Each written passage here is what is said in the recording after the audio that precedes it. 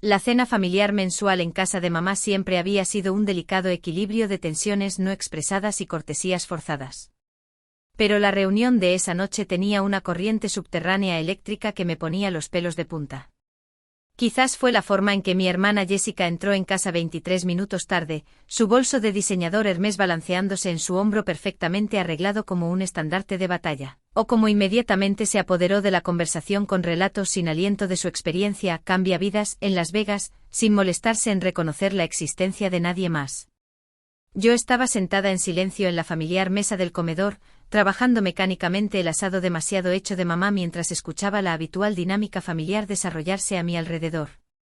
Papá dominaba las discusiones sobre sus mejoras en el handicap de golf. El tío Mike contaba historias de su negocio de construcción que a nadie le interesaban particularmente. Mamá se preocupaba por cada pequeño detalle de la preparación de la comida como si estuviera recibiendo dignatarios extranjeros en lugar de a los mismos parientes que se reunían aquí cada tercer domingo del mes. No te puedes imaginar la suite que me dieron, anunció Jessica, deslizándose en su silla habitual justo enfrente de mí con un flair teatral. El último piso del Bellagio, ventanas de suelo a techo con vistas a la fuente, servicio de champán las 24 horas. Sábanas de algodón egipcio que probablemente costaron más que el alquiler mensual de la mayoría de la gente. Era absolutamente divino. El rostro de mamá se transformó en esa particular expresión de orgullo maternal que reservaba exclusivamente para los logros de Jessica, reales o imaginados. Mi hija exitosa no merece nada más que las mejores cosas de la vida. Continué cortando mi carne en trozos precisos y uniformes sin decir nada. A mis 29 años, había desarrollado una comprensión casi científica de la dinámica de las cenas familiares. El silencio era supervivencia. Las preguntas llevaban a comparaciones. Las comparaciones llevaban a la humillación. Era mejor mantener mi papel de miembro invisible de la familia que ocasionalmente aportaba murmullos educados de acuerdo cuando se me dirigían directamente. Jessica era la hija dorada, la directora de marketing con el título de trabajo impresionante en una agencia de publicidad de nivel medio, el estilo de vida, Instagram perfecto cuidadosamente curado para proyectar éxito y sofisticación. Poseía ese tipo particular de personalidad magnética que acaparaba la atención en cada habitación a la que entraba. El tipo de confianza sin esfuerzo que hacía que la gente asumiera que debía ser importante simplemente porque actuaba como si lo fuera. Yo era la otra hija. La aburrida empleada del gobierno que vivía en un modesto apartamento de una habitación en una ciudad española genérica, por ejemplo, Getafe, y conducía un Honda Civic de 10 años con una abolladura en la puerta del pasajero de un incidente en el estacionamiento de un supermercado que nunca me molesté en reparar. Mi guardarropa consistía enteramente en ropa de negocios conservadora comprada en las rebajas de los grandes almacenes. Mi presencia en redes sociales era inexistente. Mis logros, cualesquiera que fueran, permanecían en gran medida invisibles para mi familia, porque nunca se habían molestado en preguntar sobre los detalles de mi trabajo. Jessica, cuéntale sobre la expedición de compras, instó papá con entusiasmo, rellenando su copa de vino hasta el borde. Mientras que la mía estaba conspicuosamente vacía, las historias que me estabas contando antes eran increíbles. Los ojos verdes de Jessica se iluminaron con el fervor de alguien a punto de ofrecer su actuación favorita. Oh Dios mío, la situación de las compras fue absolutamente una locura. Gasté algo así como 22.000 euros durante 3 días. Un guardarropa completamente nuevo de boutiques que ni siquiera exhiben precios porque si tienes que preguntar, no puedes permitírtelo. Joyería personalizada de este diseñador que trabaja exclusivamente con celebridades. Tratamientos de spa que cuestan más por hora de lo que algunas personas ganan en una semana. Me sentí como una auténtica celebridad todo el tiempo. Mi tenedor se detuvo a medio camino de mi boca. 22.000 euros con un salario de directora de marketing que, según conversaciones familiares anteriores, no superaba los 60.000 euros anuales antes de impuestos. Las matemáticas no cuadraban, incluso teniendo en cuenta la deuda de tarjetas de crédito o el agotamiento de los ahorros. ¿Cómo te las arreglaste exactamente para permitirte todo eso?, pregunté en voz baja, lamentando inmediatamente la pregunta cuando todas las cabezas en la mesa se giraron hacia mí con expresiones que iban desde la sorpresa hasta la molestia. El silencio temporal se sintió pesado e incómodo. La risa de Jessica llevaba un agudo borde metálico que me recordaba desagradablemente a uñas arañando una pizarra. ¿No te encantaría saber los detalles, hermanita? Algunos de nosotros hemos descubierto cómo vivir la vida en lugar de simplemente existir en una monotonía beige. El tío Mickey asintió con la aprobación sagaz de alguien que nunca había conocido un cliché que no pudiera abrazar de todo corazón. Jessica siempre ha tenido ambición real, impulso real, no como ciertas personas que parecen perfectamente contentas con trabajos de oficina aburridos que no llevan absolutamente a ninguna parte. El familiar pinchazo de la desaprobación familiar me invadió como agua helada. Nunca habían entendido mi elección de carrera, nunca se habían molestado en investigar en qué consistía mi aburrido trabajo gubernamental. Sabían que trabajaba para alguna rama del Ministerio de Hacienda, algo que involucraba ordenadores y mucho papeleo. Lo encontraban insoportablemente aburrido, completamente poco impresionante. Ciertamente nada que pudiera compararse con la dinámica carrera de marketing de Jessica, con sus almuerzos con clientes y campañas creativas. Hablando de carreras terminalmente aburridas, continuó Jessica, claramente entrando en su tema favorito. ¿Cómo progresa tu pequeño trabajo de empujar papeles en el gobierno? ¿Sigues barajando formularios en alguna oficina sin ventanas? Va bien, respondí automáticamente recurriendo a las respuestas neutrales que había perfeccionado durante años de reuniones familiares. Vaya, bitió con incredulidad exagerada. Dios mío, ¿podrías ser más patética? No tienes ninguna ambición. ¿No quieres lograr algo significativo con tu vida en lugar de desperdiciarla en la oscuridad burocrática? Mamá intervino inmediatamente en la conversación con su entusiasmo característico. Jessica acaba de recibir otra oportunidad de ascenso, el puesto de directora regional de marketing senior.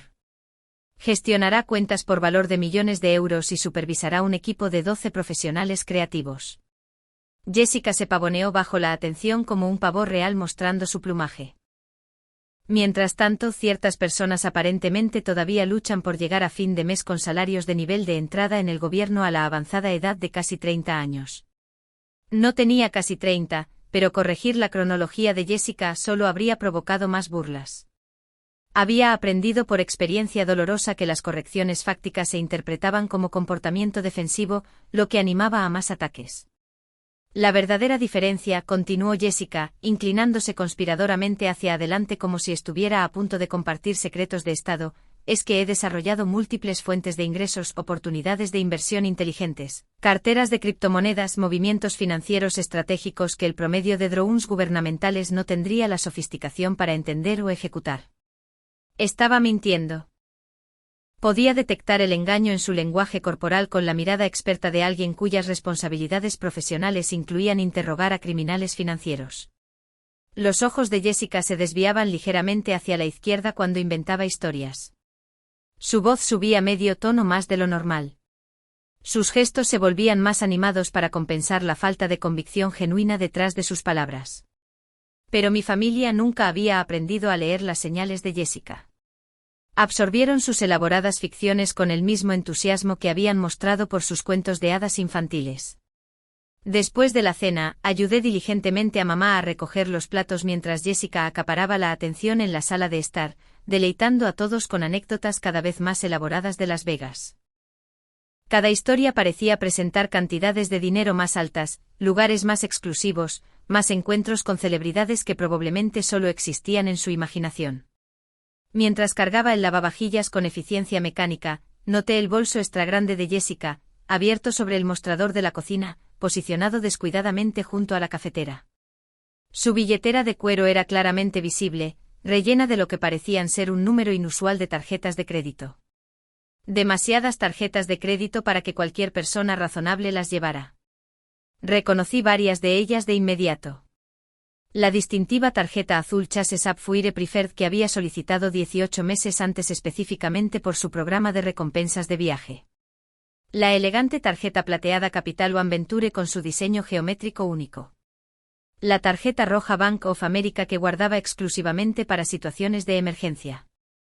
Mi estómago se hundió cuando la terrible comprensión cristalizó. Esas eran mis tarjetas de crédito en la billetera de Jessica, que llevaba como trofeos. Encontrando algo particularmente fascinante.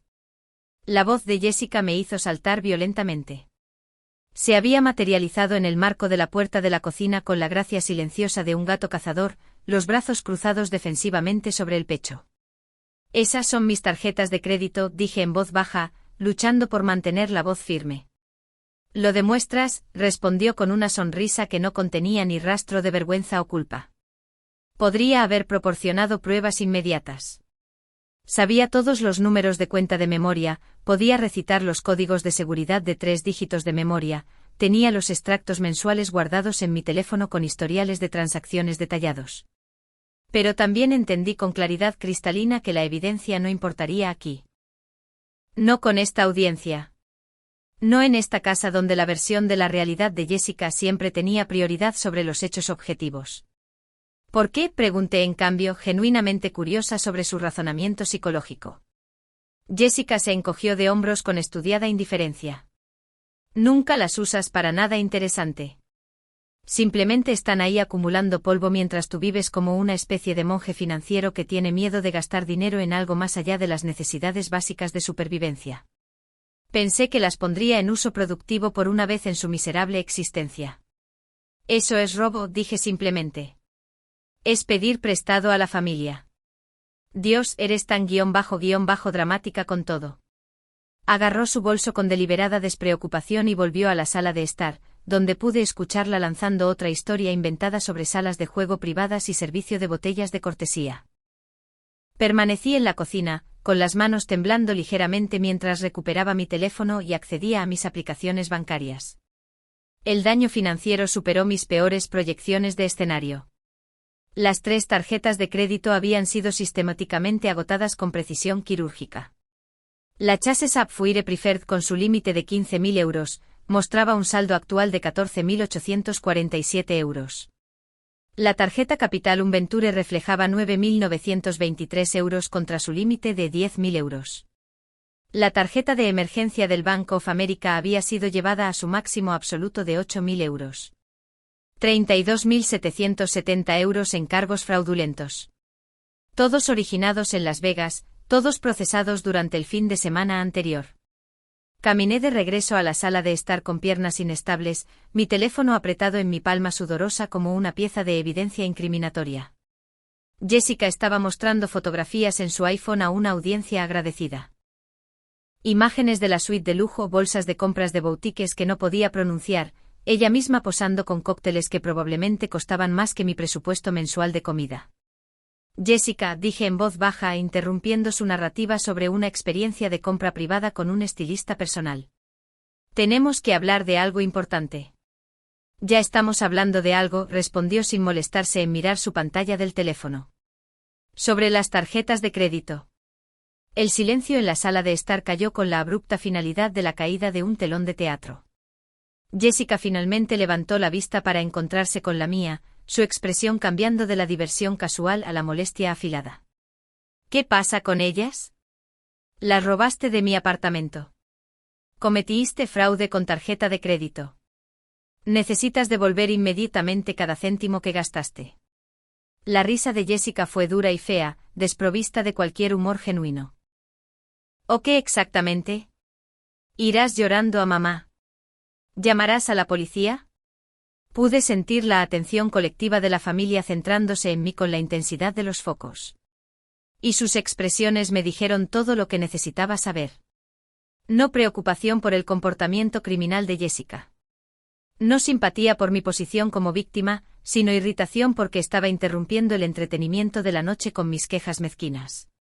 Quizás deberías haber vigilado mejor tus pertenencias personales, dijo papá con el aire de alguien que imparte sabiduría salomónica.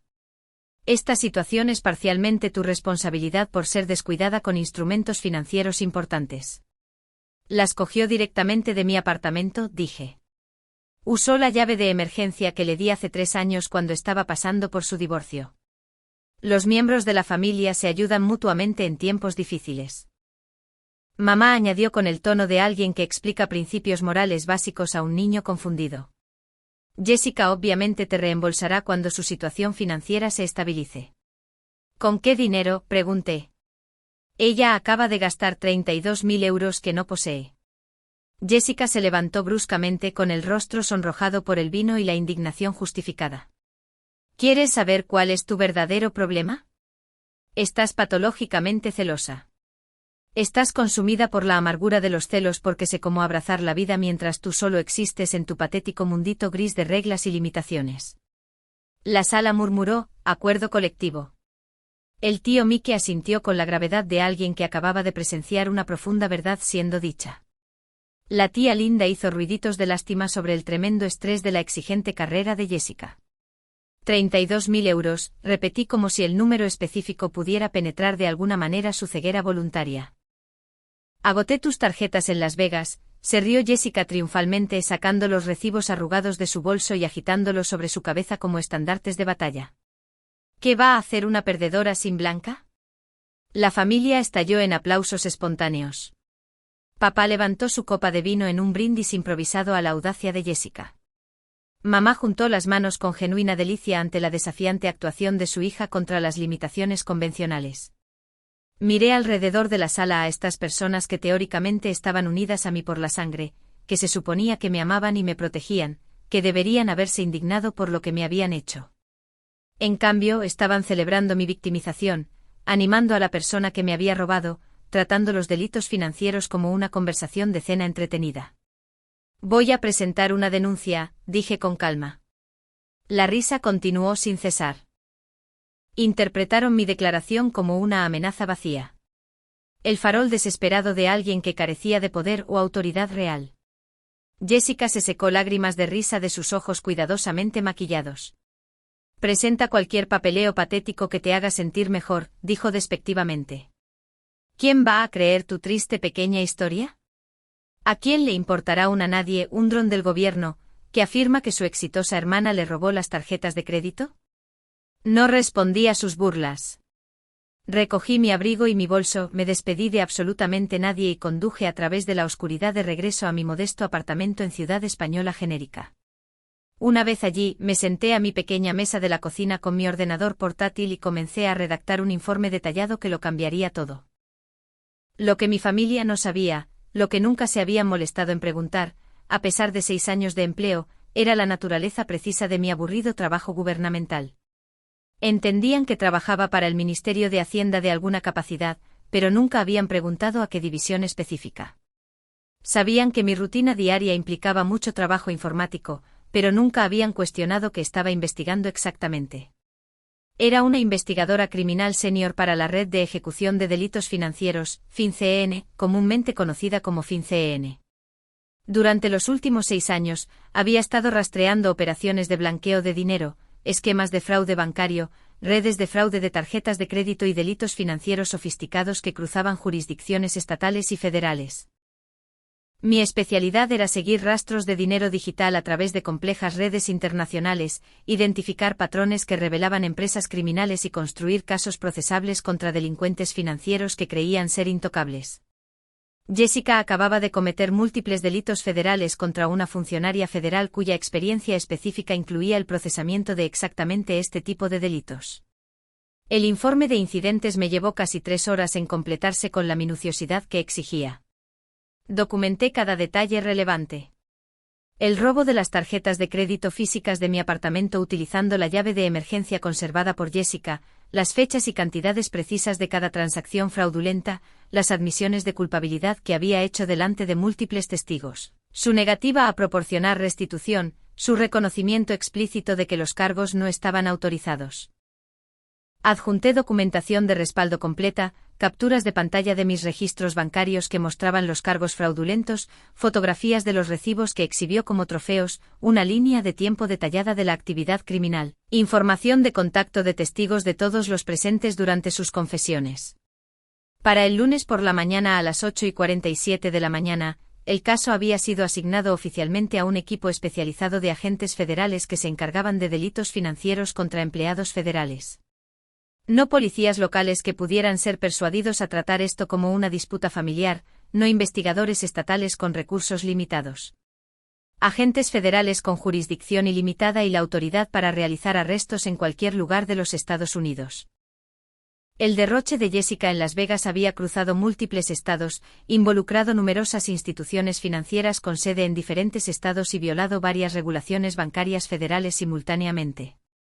Los cargos incluirían fraude con tarjeta de crédito, robo de identidad, conspiración para cometer fraude, robo a un empleado federal y transporte interestatal de instrumentos financieros robados. La investigación procedió con la eficiencia mecánica de una máquina bien engrasada. Jessica había sido notablemente descuidada en su metodología criminal, dejando un rastro de papel que un estudiante forense de primer año podría seguir. Había utilizado las tarjetas robadas en docenas de establecimientos de Las Vegas, siempre firmando con su propio nombre en lugar de intentar falsificar mi firma, sin hacer ningún esfuerzo por ocultar su identidad o disfrazar sus actividades. Su confianza en su propia invulnerabilidad la había hecho descuidada. Mi supervisor inmediato, el subdirector Martínez, me llamó el martes por la mañana a las 9:15 de la mañana. Este caso es obviamente personal, dijo sin preámbulos. No era una pregunta que requiriera una respuesta. También es inequívocamente criminal, respondí. ¿Quiere recusarse de la investigación? ¿Dejar que otro agente maneje el procesamiento? Consideré la opción durante aproximadamente 5 segundos. No, señor. Puedo mantener una objetividad profesional completa. Esta situación se volverá extremadamente complicada cuando su familia se dé cuenta de quién es usted realmente. Tenía toda la razón. Cuando ocurriera el arresto, cuando la familia finalmente entendiera que su aburrido dron gubernamental era en realidad una funcionaria federal con autoridad para procesar delitos graves, la dinámica cambiaría drásticamente. El miércoles por la tarde a las 2:33 de la tarde, sonó mi teléfono personal. La foto de contacto de mamá apareció en la pantalla. Cariño, le ha pasado algo terrible a Jessica. Hombres de traje oscuro vinieron a su oficina esta mañana. La arrestaron delante de todos sus colegas y clientes. Mencionaron fraude bancario y cargos federales. Esto tiene que ser algún tipo de error horrible. No es un error, dije con calma. Silencio prolongado. Entonces, ¿qué quieres decir con que no es un error? Quiero decir, presenté un informe completo a las autoridades federales apropiadas sobre el robo de mis tarjetas de crédito y las transacciones financieras fraudulentas posteriores. ¿Tú realmente llamaste a la policía, a tu propia hermana? Contacté a las fuerzas del orden federales con respecto a múltiples delitos graves que se cometieron en mi contra. ¿Fuerzas del orden federales? La voz de mamá sonaba débil y distante. Cariño, ¿qué haces exactamente en tu trabajo? Había estado esperando 6 años a que alguien de mi familia me hiciera esa pregunta específica. Soy una investigadora criminal senior para la red de ejecución de delitos financieros. Mamá, investigo fraude bancario, blanqueo de dinero, esquemas de fraude de tarjetas de crédito y otros delitos financieros que caen bajo jurisdicción federal. Lo que Jessica me hizo representa un caso de libro de texto de fraude interestatal con tarjeta de crédito. El silencio se prolongó tanto que comencé a preguntarme si la llamada se había desconectado. ¿Eres realmente una agente federal? Soy una investigadora criminal federal con autoridad de arresto. Ocupo este puesto desde hace 6 años. Pero siempre dijiste que trabajabas con ordenadores y papeleo. Dijiste que tu trabajo era un aburrido trabajo administrativo. Investigo delitos financieros complejos utilizando informática forense y documentación exhaustiva. Nunca describí mi trabajo como aburrido. Tú y el resto de la familia decidieron que era aburrido sin preguntar nunca los detalles específicos. Otro silencio prolongado puntuado por el sonido de la respiración trabajosa de mamá. ¿Puedes hacer que esta situación desaparezca de alguna manera? No, mamá. No puedo hacer desaparecer los cargos federales graves mediante intervención personal. Jessica cometió fraude con tarjeta de crédito a través de múltiples estados, robando a una funcionaria federal. Se enfrenta potencialmente hasta 20 años en una prisión federal. Mamá empezó a llorar audiblemente, pero ella no lo sabía. Ella no sabía lo que hacía tu trabajo. Ella sabía que te estaba robando. Ella sabía que estaba cometiendo fraude. Mi empleo específico no hace que el robo sea más o menos ilegal según las leyes federales. Pero ella es tu hermana, y yo soy la agente federal contra la que cometió múltiples delitos graves. El jueves por la mañana trajo otra llamada, esta vez de papá a las 7:42 de la mañana. El abogado que contrató Jessica dice que está en problemas legales extremadamente serios. Muy serios. Dice que el fiscal federal asignado a su caso está presionando por las sentencias máximas en todos los cargos. Esa evaluación suena precisa. ¿Tienes que ayudarla de alguna manera? Tienes que hablar con tus colegas. Explicar la situación familiar. No puedo y no intentaré interferir en una investigación federal en curso. Pero trabajas con estas personas. ¿Sabes cómo funciona el sistema? Papá, yo soy estas personas. Soy el oficial de investigación principal. Soy la víctima registrada y soy la agente federal que construyó el caso criminal contra Jessica. Las palabras parecieron impactarle como golpes físicos. Cada revelación golpeaba más fuerte que la anterior. Tú eres quien le hizo esto. Ella se lo hizo a sí misma cuando decidió robarme 32.000 euros. Iba a pagarte eventualmente. ¿Con qué dinero? Ella no tiene 32.000 euros. Nunca iba a proporcionar restitución. Cometió un error. Los delitos federales graves no son errores, papá. Son decisiones criminales conscientes con graves consecuencias legales. El viernes por la noche trajo la intervención familiar de emergencia. Se reunieron en mi apartamento como un tribunal. Mamá, papá, el tío Mike, la tía Linda, mi primo menor Trevor, que normalmente evitaba el drama familiar con devoción religiosa, e incluso mi abuela, que había conducido 3 horas específicamente para esta confrontación.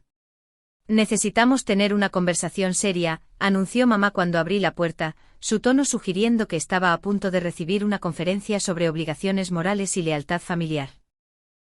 Los dejé entrar en mi pequeño salón, preparé café para todos los que quisieron y me senté en mi sillón para esperar las inevitables discusiones. Tienes que encontrar una manera de retirar los cargos, comenzó papá sin preámbulos. Jessica tomó algunas malas decisiones, pero no merece pasar décadas en una prisión federal. No puedo retirar cargos federales. Esa autoridad no existe dentro de mi jurisdicción. Eres vengativa y cruel, acusó el tío Mike con la rectitud de alguien que nunca había sido robado por un familiar. Estás usando tu posición gubernamental para castigar a Jessica por ser más exitosa que tú.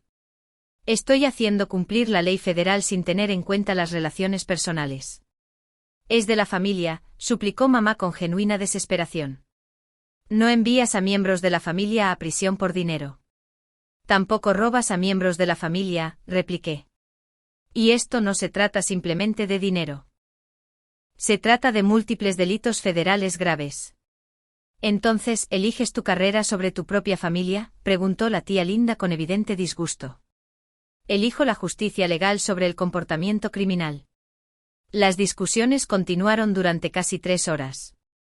Rogaron con creciente desesperación, amenazaron con el ostracismo social, intentaron manipulación emocional y lanzaron culpas con habilidad profesional.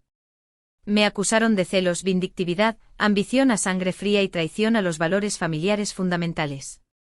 Pintaron a Jessica como la desafortunada víctima de mis mezquinos fantasmas de venganza y abuso de poder burocrático. Ni una sola vez durante toda la confrontación alguien reconoció que Jessica había cometido delitos graves en mi contra. Ni una sola vez alguien sugirió que Jessica tenía la responsabilidad principal de sus propias acciones criminales.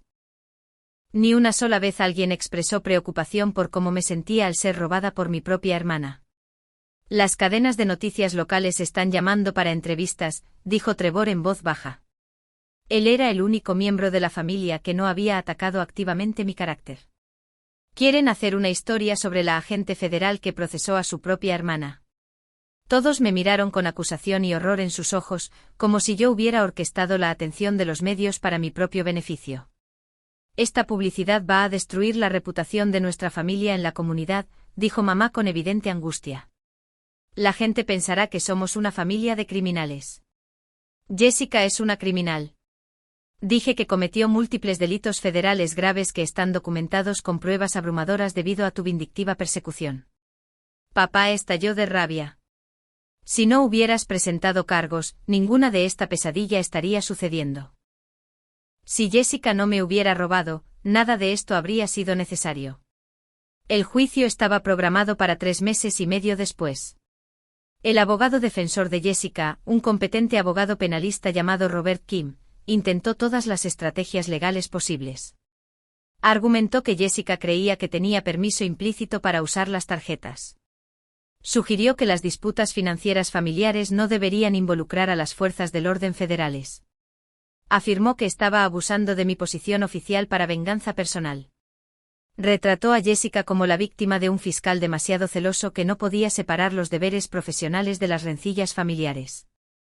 Ninguno de estos argumentos pudo superar la evidencia física.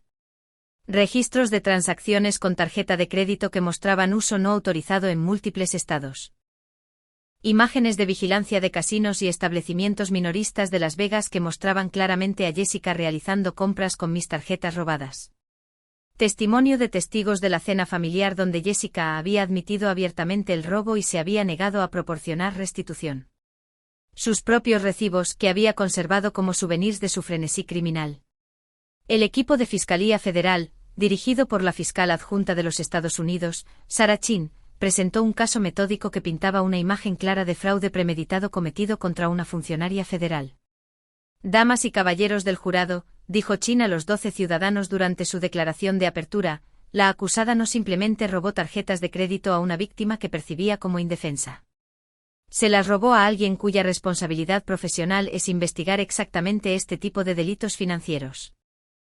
Estaba tan segura de que su víctima no podía o no buscaría justicia, tan segura de que las relaciones familiares la protegerían de las consecuencias legales que conservó los recibos como trofeos. Se jactó de sus crímenes ante múltiples testigos. Mostró un desprecio total por las leyes bancarias federales y la autoridad de las fuerzas del orden federales. El abogado defensor de Jessica intentó retratarme como la verdadera villana de esta situación. La hermana fría y calculadora que destruyó a su propia familia por el bien de su avance profesional. La agente Thompson tenía opciones. Argumentó el abogado defensor Kim durante su declaración de apertura. Podría haber resuelto esto como un asunto familiar privado. Podría haber acordado un plan de pago, buscado consejería familiar, recurrido a remedios civiles. En cambio, eligió desatar todo el poder de las fuerzas del orden federales contra su propia hermana. Eligió su placa sobre su sangre, su carrera sobre su familia. Cuando subí al estrado, Kim intentó socavar mi credibilidad con preguntas sobre proporcionalidad, lealtad familiar y abuso de autoridad gubernamental. Agente Thompson, ¿no cree que 20 años en una prisión federal representan un castigo desmesuradamente excesivo por lo que su hermana consideraba pedir prestado dinero a la familia? Señor Kim, las directrices federales de sentencia existen para garantizar la aplicación coherente de la justicia independientemente de las relaciones personales. El fraude con tarjeta de crédito es un delito federal grave, ya sea cometido por extraños o por miembros de la familia. Pero seguramente podría haber resuelto esta situación mediante negociación privada, un plan de pago estructurado, quizás. La acusada robó 32.000 euros, no mostró remordimiento por sus acciones, no tenía medios para proporcionar restitución y no expresó intención de intentar el reembolso. La resolución privada no era una posibilidad realista. ¿Consideró el devastador impacto que la persecución de su hermana podría tener en sus relaciones familiares? Miré directamente a Jessica, estaba sentada en el banquillo de los acusados con lágrimas corriendo por su rostro cuidadosamente maquillado. Por primera vez desde que comenzó todo este calvario, parecía genuinamente asustada en lugar de enfadada o desafiante. Señor Kim, mis relaciones familiares ya estaban devastadas. Fueron destruidas en el momento en que mi hermana decidió que robarme era un comportamiento aceptable porque me percibía como débil e indefensa. Se dañaron aún más cuando el resto de mi familia decidió celebrar sus acciones criminales en lugar de apoyarme como víctima de esos crímenes. El jurado deliberó exactamente 47 minutos antes de emitir veredictos unánimes de culpabilidad en todos los cargos. Fraude con tarjeta de crédito, robo de identidad, conspiración para cometer fraude, robo a un empleado federal y transporte interestatal de instrumentos financieros robados. Jessica recibió una sentencia de 8 años en una prisión federal. La jueza ponente, la honorable Patricia Williams, explicó su razonamiento con claridad cristalina. Señorita Thompson, sus crímenes no se cometieron por desesperación, necesidad financiera o incapacidad mental. Se cometieron por pura codicia y una arrogante suposición de inmunidad ante las consecuencias. Robó a su propia hermana, alguien que había confiado en usted con acceso a su hogar y sus pertenencias personales. No mostró remordimiento ni reconocimiento de malas acciones, ni intención de proporcionar restitución. Lo más importante es que cometió estos delitos federales contra un oficial de policía, demostrando un desprecio total por la autoridad federal y el Estado de Derecho. Esta sentencia refleja tanto la gravedad de sus elecciones criminales como la necesidad de disuadir a otros que podrían creer que las relaciones familiares los eximen de la responsabilidad legal. La reacción de la familia fue completamente predecible. En la audiencia de sentencia de Jessica, mamá se levantó y me gritó a través de la sala federal. «Era tu hermana. ¿Cómo pudiste destruir a tu propia hermana así?» Quise gritar de vuelta, ¿cómo pudo robar a su propia hermana? Pero mantuve la compostura profesional que me había servido a lo largo de mi carrera en las fuerzas del orden federales. Después de la sentencia, regresé a mi apartamento y me serví una generosa copa de vino. Mi teléfono había estado sonando constantemente durante todo el día. Reporteros buscando citas, familiares enviando ultimátums, compañeros de trabajo ofreciendo apoyo o haciendo preguntas procesales. Ignoré todas las llamadas y me senté en silencio en mi sala de estar reflexionando sobre los procedimientos legales de los últimos 8 meses. No me sentí vindicada ni satisfecha con el resultado. Me sentí cansada, triste y emocionalmente agotada. Había perdido mis conexiones familiares, pero había preservado mi integridad y ética profesional. Había hecho cumplir la ley federal sin favoritismos, pero a un enorme costo personal. Mi supervisor llamó esa noche a las 9:47 de la noche. Thompson, ¿cómo se encuentra después de hoy? Me estoy manejando adecuadamente, señor. No se está manejando adecuadamente. Nadie podría manejar esta situación sin un impacto emocional significativo. Le ordeno que tome tiempo de vacaciones acumulado. No es una solicitud. Preferiría mantener mi horario de trabajo normal. Sé que lo preferiría, por eso lo estoy haciendo obligatorio. Tómese 3 semanas como mínimo. Vaya a algún lugar tranquilo. Deje que la atención de los medios se disipe. Esa es una orden directa. Me tomé 3 semanas y conduje sola a las Smoky Mountains de Tennessee. Sin conexión a internet, sin servicio celular, solo senderos para caminatas y aire de montaña puro que me ayudaron a aclarar mi cabeza. Cuando regresé a Washington, el ciclo de noticias había pasado a otras historias y controversias. Jessica cumplió 5 años y medio de su sentencia de 8 años antes de ser liberada a un centro de reinserción federal. Nunca me contactó durante su encarcelamiento, nunca se disculpó por sus acciones, nunca reconoció que sus elecciones criminales tuvieron consecuencias más allá de mi vindictiva persecución. La familia extendida ocasionalmente intentó culparme para que visitara a Jessica en prisión, o contribuyera dinero a su cuenta de comisaría. Rechacé todas las solicitudes sin explicación. 4 años después de concluido el juicio, fui ascendida a subdirectora de la División de Investigación Criminal de FinCEN. El caso que había destruido mis relaciones familiares había establecido simultáneamente mi reputación como una investigadora que no podía ser intimidada, corrompida o comprometida por relaciones personales. Nunca me casé, nunca tuve hijos propios, nunca reconstruí las conexiones familiares que había perdido. Pero construí algo más. Una distinguida carrera dedicada a proteger a personas inocentes de exactamente los tipos de delitos financieros que se habían cometido en mi contra. A veces, tarde en la noche en mi oficina gubernamental, revisando complejos archivos de casos, me pregunto si tomé la decisión óptima. Si hubo algún punto intermedio que no consideré, alguna alternativa que podría haber responsabilizado a Jessica sin destruir todas las relaciones familiares que había conocido.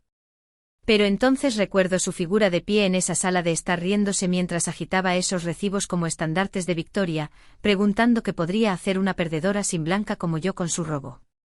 Recuerdo a mi familia animando su comportamiento criminal, celebrando su audacia, descartando mi victimización como un drama irrelevante. Recuerdo el momento en que me di cuenta de que las personas que se suponía que me amaban y me protegían habían elegido en cambio permitir y celebrar a la persona que más me había herido. Es entonces cuando sé con absoluta certeza que tomé la decisión correcta. No la decisión fácil que habría preservado la armonía familiar. No la decisión que evitó el conflicto y mantuvo ilusiones cómodas, sino la decisión moral y legalmente correcta. La decisión que demostró que la ley federal se aplica por igual a todos, independientemente de las relaciones de sangre o la dinámica familiar. La decisión que estableció que el comportamiento criminal tiene consecuencias graves, incluso cuando es cometido por personas que amamos. La decisión que afirmó que valía la pena protegerme, incluso si tenía que protegerme a mí misma de mi propia familia. Jessica aprendió que las relaciones familiares no proporcionan inmunidad contra la persecución federal. Yo aprendí que a veces hacer lo correcto cuesta todo lo que creías que importaba más, pero sigue siendo lo correcto, y volvería a tomar la misma decisión sin dudarlo.